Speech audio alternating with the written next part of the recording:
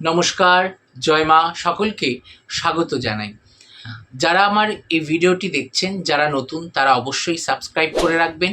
তাহলে রোজের যে ভিডিও আপনারা কিন্তু নতুন নতুন ভিডিও দেখতে পাবেন এবং আপনারা অবশ্যই লাইক এবং কমেন্ট করবেন কেমন লাগছে আমার এই অনুষ্ঠান। আমার এই যে টিপস এগুলো ব্যবহার করে বা আপনারা কেমন আছেন আমাকে অবশ্যই জানাবেন। দেখুন, আমরা যদি দুর্বিপাকে পড়ি, যদি ভাগ্য যদি সাথ না দেয়, ভাগ্য যদি সহযোগিতা না করে, তাহলে কিন্তু আমরা অনেক রকমভাবে কিন্তু ভেঙে পড়ি। অনেক সময় যদি দৈবভাবে কোনো রকমভাবে আমরা বিপাকে পড়ি, ঈশ্বরের শরণাপন্ন হয়ে আমরা কিন্তু বেরিয়ে আসতে পারবো সৎকর্মের দ্বারায়। আবার এর বাইরেও আছে, যদি আপনাকে গুপ্ত শত্রু আপনার রয়েছে, আপনি জানেন না, এবার শত্রুর দ্বারায় আপনি যদি কোনো রকমভাবে পীড়িত হয়ে থাকেন, যেমন ব্যবসায়ীদের ক্ষেত্রে অনেক ক্ষেত্রেই ব্যবসায়ীদের এই ব্যাপারটা হয়ে থাকে। যেমন চলতি ব্যবসা হঠাৎ বন্ধ হয়ে গেছে, ব্যবসা চলছিল, বেশ ভালো বিক্রি হচ্ছিল, লোকজন আসছিল, কিন্তু কোনো কারণবশত আপনাদের ব্যবসা খর্ব হতে শুরু করলো। অর্থাৎ আপনার পাশে একই জিনিস নিয়ে বসেছে, অত ভালো না, দাম বেশি, কিন্তু তার কাছে লোক যাচ্ছে, আপনার দাম কম, জিনিস ভালো, তবু আপনার কাছে একটা লোকও আসছে না। তখনই বুঝতে হবে আপনাকে কেউ কিছু করে রেখেছে, আপনার ব্যবসা বন্ধ করে রেখেছে, আপনার ব্যবসা খর্ব করে রেখেছে।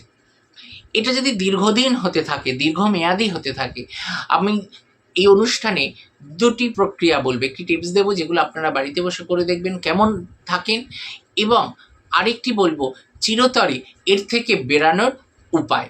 আপনি চিরতরে এর থেকে কি করে বেরোবেন তার উপায়টাও আমি কিন্তু বলে দেব। যেমন দেখুন, অনেক সময় ব্যবসা ক্ষেত্রে খরিদ্দার আসছে, আপনি জায়গা দিতে পারছেন না, কিন্তু পরে আপনার খরিদ্দার ফাঁকা হয়ে গেল, কিন্তু পাশের দোকানে তার দোকানে লাইন দিয়ে দাঁড়িয়ে রয়েছে, কিন্তু তবু আপনার দোকানে ফিরে তাকাচ্ছে না, কিন্তু কেন? অর্থাৎ তখনই জানতে হবে যে উনি কোনো তন্ত্রক্রিয়ার দ্বারায় মানুষকে মোহগ্রস্ত করে রেখেছে, তার দিকে আকর্ষণ করে রেখেছে এবং আপনার ব্যবসাটাকে বেঁধে রেখেছে। এই সময় আপনারা কি করবেন? এটা যদি দীর্ঘমেয়াদী হয়, এটা যদি অনেক ভয়ঙ্কর রূপে দেখা দেয়, তখন আপনারা এটার একটি কাজ করবেন। সেই কাজটি হচ্ছে দুর্গা সপ্তশতী প্রয়োগ, অর্থাৎ দুর্গা সপ্তশতী হোম করে ব্যবসা বৃদ্ধি করাতে হবে এবং ধনদা প্রয়োগ করতে হবে। আরও কিছু আছে, এর মধ্যে কাটান করতে হবে, আপনাকে এই বন্ধনটা খণ্ডন করতে হবে এই দুর্গা সপ্তশতীর দ্বারায়, এবং এই সপ্তশতী হোমের দ্বারায় আপনার আর ধনদা প্রয়োগের দ্বারায় আপনাকে ব্যবসা বৃদ্ধি করিয়ে এবং আপনার যে কর্মক্ষেত্রে যে বন্ধনটা হয়েছে সেই বন্ধনটাকে খণ্ডন করে দিতে কিন্তু হবে।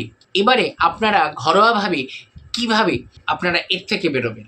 বিট লবণ নেবেন, জলের মধ্যে ভিজিয়ে দেবেন, রোজ সকাল সন্ধ্যে সেই বিট লবণ জল ছেটাবেন এবং দোকানে ধুনো দেবেন। আরেকটি কাজ করবেন, প্রত্যেক শনিবার একটি সুপারি নেবেন এবং একটি তামার পয়সা নেবেন। এই সুপারি আর তামার পয়সা একসঙ্গে নিয়ে অসতের তলায় দিয়ে আসবেন এবং পিছন ফিরে তাকাবেন না। দেখবেন আপনার যে ব্যবসা বাধা পড়ে রয়েছে, বন্ধন হয়ে রয়েছে, সেগুলো আস্তে আস্তে আস্তে আস্তে খুলতে থাকবে। এবং অবশ্যই বিট লবণ জলটা কিন্তু আপনারা ছেটাবেন, তাহলে কিন্তু ফলটা বেশি ভালো পাবেন। আর যদি দীর্ঘমেয়াদী হয়, ব্যবসায় উন্নতি হচ্ছে না, তখন তো গ্রহগত ব্যাপার বিচার আসছে।